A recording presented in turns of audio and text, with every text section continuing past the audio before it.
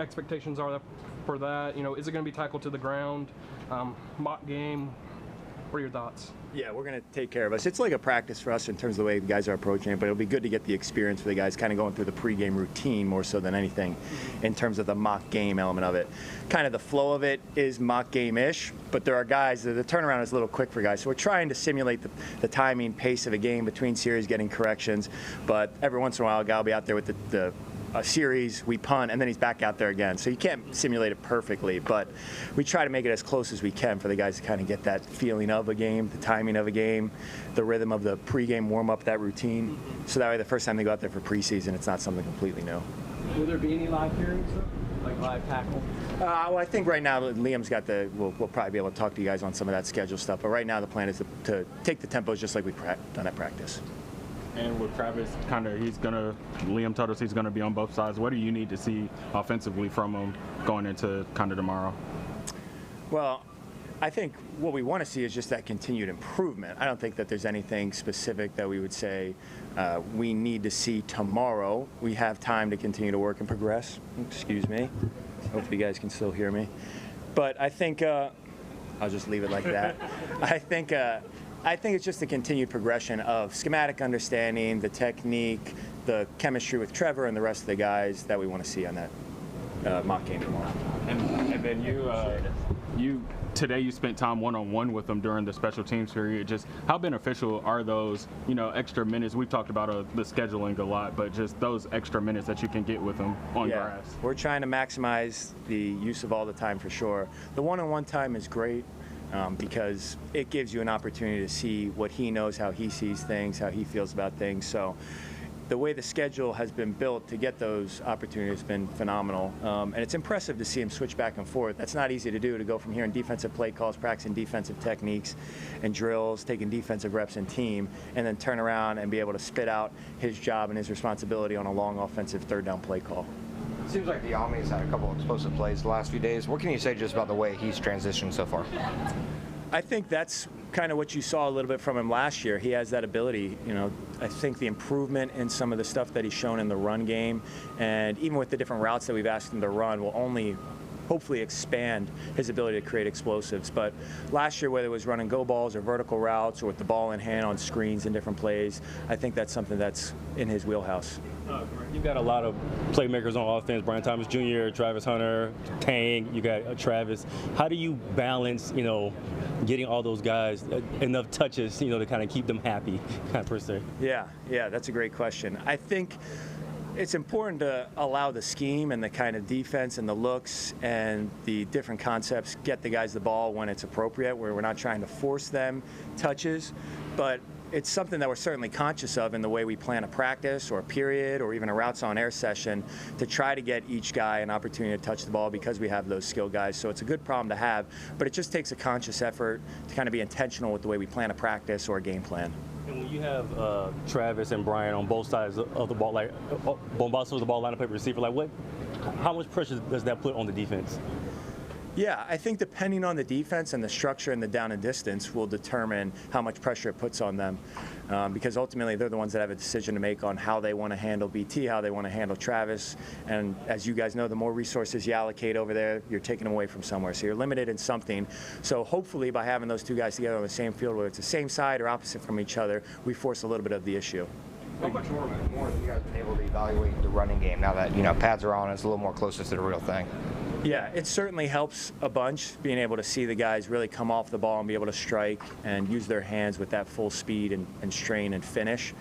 I think we were able to evaluate a little bit of it with the footwork and the communication and targeting some of that, but the full pads helps tremendously to really see guys not only what they can do, but to see how they're processing some of the coaching points and really the targets, aiming points, all those things that you preach in individual drill. That's tough to sometimes show up in the less competitive, non-padded periods.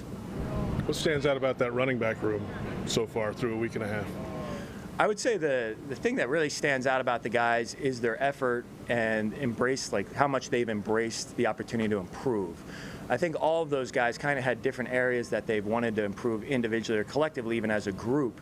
And the way they've approached the protection scheme, the run game that's a little bit different than some of the things they've done. They've really embraced that and kind of approached it with a growth mindset. So that's been awesome to see. The young guys step in and kind of have that, and even the older guys kind of fit right in with that and set the tone with that type of growth mindset to approach it where they're trying to buy into the best of their ability.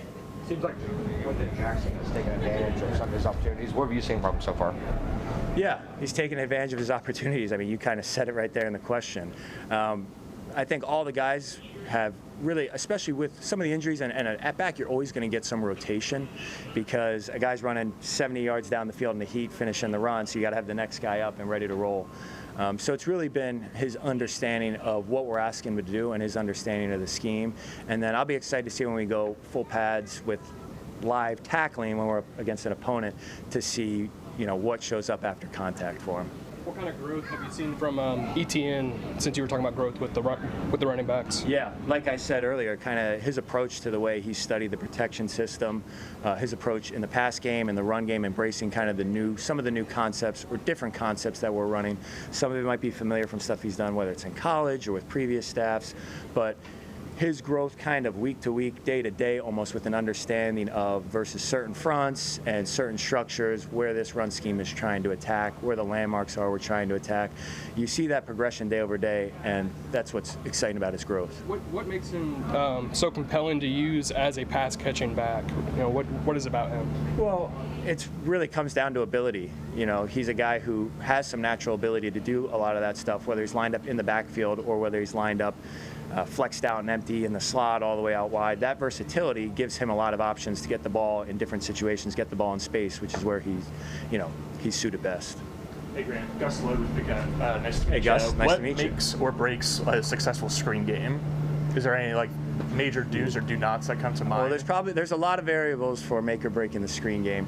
I think ultimately what we're trying to work on is getting the guys to have a understanding of the rules and the concept. And the screen game will always be gray.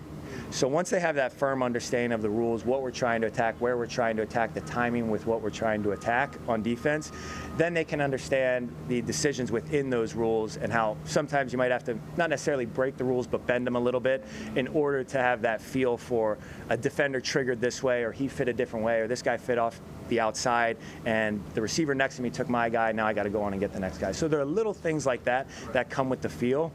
First, you kind of have to develop that understanding of the rules, and then once they develop that understanding, then you can kind of practice it, get the feel down for it, and that ultimately, in my opinion, will kind of create that fruitful screen game for all areas of the screen, whether it's receivers, backs, tight ends. All right, thanks, guys. How does that sort of motivate you moving forward? I would say it means a lot to me just being able to make that my rookie year, coming in, just me wanting to come out here and show what I can do. I would say that means a lot to me, and I feel like I could have been better, so that's what motivates me to come out next year and do even better. How do you kind of adjust from making that top 100 and now kind of, I don't want to say having a target on your back, but defenses now knowing how good you are? How do you make that adjustment year 2 to make sure you produce the same way you did in year 1? I wouldn't say it's having a target on my back. I would just say, I just got to come out and prepare the right way, come out and be ready for whatever defense throws at us, and just come out and play team ball and just get the job done. That's my biggest thing, is getting the job done, getting wins. What have you added maybe to your preparation now that you had went through a whole season and you're now going into your second season? What have you maybe added knowing what you have to face come regular season? Really just getting more into the playbook, knowing the ins and outs of it, just knowing why we run certain things with certain coverages and what are we trying to do with certain routes and stuff like that. So I would say just being in the film room, being in the playbook, I would say that's probably my biggest thing I've added to my game. How much more do you have to show? Do you feel like there's a higher ceiling for you? Yeah, I definitely feel like I can do more. I feel like there's more in the tank for me. So each and every day, each and every game, I'm gonna come out there and show everything I can do, show what I can do, try to be better than I was last year. How's it been? I know you had half a season to play with him, but now you have a full off season with Trevor and kind of just continuing that relationship. Like you said, we still continuing to grow our relationship. Just coming out here each and every day, just continuously putting in work and just trying to be the best that we can be, just taking a step forward each and every day just to get better. Having guys that receiver like Yami and Travis who help push you and compete in practice, how much has that kind of helped you so far? It helps a lot. It helps with like just competition at practice. Helps them, like we all motivate each other. So it helps a lot just being able to have them out here each and every day for sure. When you're going up against you guys' defense and you're lined up against Tyson, just how much better does that make you, kind of having to see that every day? It makes me a lot better. It's the best going against the best. Just having Tyson, Jordan, Jarian, any one of those, Buster, all of them, any one of them. I feel like we all push each other just to come out and be better each and every day. We all gonna compete and get the best out of each other. You and Malik had really good rookie seasons from neighbors from LSU. Yep. Do you guys talk about that at all? Like, like a little friendly competition at all? Yeah, when we're around each other, we mess with each other about it. But I mean, with us, it's all work, all competition. We just come out each and every day, compete at the highest level. When we were together at LSU practicing, we competing at the highest level, whether it's seeing who win the most one-on-ones, just like little things like that. We just always find a way to compete, whether it's me being ranked 61 and he 67, just little things like that. So we gonna compete, and always that's what we do. Where do you think Travis has grown the most since he's got here? You've got to spend a lot of time with him. Where I think he's grown the most, just probably learning the playbook wise, just being able to go out there and execute the plays and knowing the ins and outs. By just being in this playbook, learning the playbook, knowing what he have, not having to just second guess himself or think twice about what he got. So I would say that's probably the biggest thing.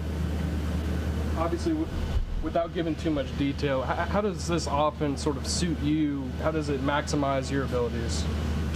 I would say it's like just having a lot of different routes, being able to run different things, being able to run the full route tree, doing like little things, whether it's playing inside, outside, and just being able to like expand my route tree, just being able to continuously expand it and run different routes. I would say that's probably the biggest thing for me. And having guys like Travis and Diami, Parker, all those guys on the other side, it just helps out a lot too. Is there an adjustment at all when you have a day like today where Travis isn't with offense? Like, does anything change, or how is that kind of? I wouldn't say anything changes. It's just, it's just next man up for us. Like Parker know he got to come in when Travis is on defense and give it his all. We don't have in our room. We want to come in with no drop-offs. We want everybody to be able to execute the same way. So that's the biggest thing. Just no drop-offs. When Travis go out or if I go out, somebody else got to step in and come ready to go. So yeah. And then kind of in that same sense, I know you're going into your second year, but who are some of the younger players who you kind of seen kind of grow a little bit since they've been here? All of them really, whether it's Travis or all the other rookies, they all come out each and every day, push each other just to be the best that they can be. They all work hard in the drills. So I would say all of them come out here growing and just getting better each and every day.